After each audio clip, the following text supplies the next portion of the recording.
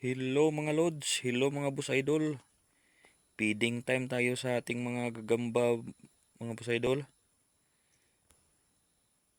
At bago ko pagpatuloy ang video mga boss idol, may nag-request sa atin na shout out. Si solid natin na subscriber si Kurt Sison. Shout out sa iyo Kurt Sison. Maraming salamat sa pagsuporta at sa channel natin. Sana patuloy kang sumusuporta sa channel natin. At marami pa tayong mga video na may upload. Ito na mga boss idol, feeding time tayo sa mga gagamba natin. Yan, tingnan nyo yun, may mga tipaklong, hindi pa kinakain. May, may kumakain na yun, oh. Hindi ko na lang palabasin kasi gabi ngayon. Baka, yun, oh. Pasilip ko lang yung mga gagambang kumakain. Yan, oh. Ito, mga TM size lang ito mga boss idol. Yan, TM size lang talaga yan, oh. Kumain ng tipaklong, tsaka may iba dito tutubi. Itong dalawa, hindi ko ito pinakain kasi medyo malaki pa yung tiyan kasi napakain ko yan nung nakarang araw. Tsaka meron din tayo dito mga pula pusod, pinakain ko lang yung maliit na talaga yung tiyan. Yung iba kumakain, yung iba naman hindi. Ayan, kumakain pala talaga lahat ng may isa dito pula pusod na hindi kumakain. Tayin lang natin yan, mamaya kakain na yan. Tsaka dito yung mga lalaki kong gagamba mo sa idol. Ay ito pala, TM lang pala to. Ito. Yan, TM lang yan mga sa idol. Tingnan nyo, TM lang yan pero malaki tingnan. Kasi papuntang good na rin yan na TM. May isa dito, talaan to, hindi kumakain. Ayun, yun, tipaklong. Ang ginawa ko kasi sa tipaklong, puputulin ko yung paa niya, yung pangtalon, yung habang paa na tipaklong.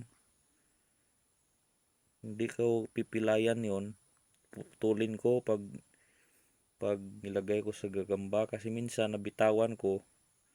Kung hindi yun putulin, mahirapan na tayong hulihin yon kasi ang bilis kumilos nun. Layo ng tatlol na nun, hindi natin na mahuli. Kaya pag ganyan, pag feeding nga, pag tipaklong pinapakain sa gagamba, putulin ko talaga yung mahabang paa ng tipaklong. O di kaya pilayan ko yung hindi na makatalon. Kasi gagapang-gapang na lang siya dyan hanggang sa mahuli siya sa gagamba. Yan, kakainin na yan. Saka may iba rito, yung ito, yung dito, ano na to, mga jumbo na to, kaso luma na. Ito, uis to dito. Dito yung good size. Ito, TM na papuntang good rin. Yung TM talaga na pure na TM, dito lang talaga mga pure TM to dito. Ito may TM dito na hindi ko makain. Yan, tingnan nyo na. Baka sabihin nyo tangkal yan, tingnan nyo. Haba pa naman ang galaman yan, TM na yan. Ito mga TM dito, papuntang good na to. Ayan, tingnan nyo yan, laki nyan. Baka sa iba, good na to. Pero hindi ko na consider na good kasi kulang pa yan sa laki para sabihin good. Ito, mga pula pusod. Itong pang pula pusod, nagtitira rin ako sa pula pusod kasi hindi, pag mag-alaga ako ng gamba, dapat may pula pusod talaga kasi ito yung ginagawa ko pansimbag. Ito yung ginagawa kong pangpatapang ng mga panglaban kong nagagamba. Pula pusod.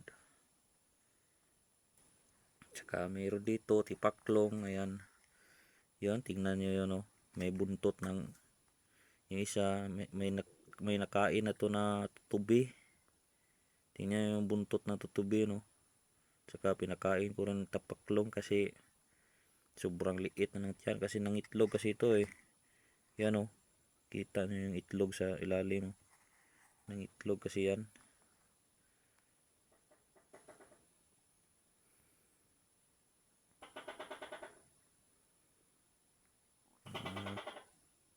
Yan iba oh, ubos na. Oh, ito tipaklong rin to. Ay hindi pala. Tutubi pala to yung TM na papuntang good na yan.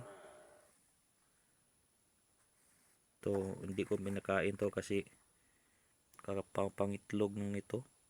Tapos nung kahapon yata yun ng itlog, pinakain ko agad ng malaking tutubi. Kaya busog na yan kasi kahapon ko lang yun pinakain.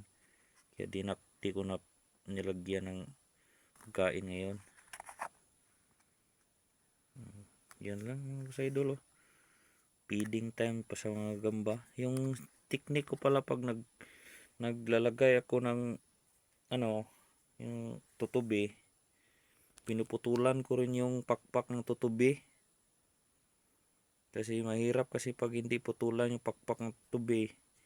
Noon kasi nasubukan ko na hindi ko pinutulan tapos nabitawan ko, hindi ko na nahuli tuloy. Kaya yung sikreto niyan pag magpakain kayo na tutubi, putulan yung kahit hindi nyo ubusin na pagputol, kahit kabila lang putulin nyo. Basta lang talaga hindi na siya makalipad. Para pag nabitawan nyo, malalaglag, hindi na makalipad. Madali lang nadaputin na lang ulit para ipakain sa gagamba. Yan lang mga boss idol.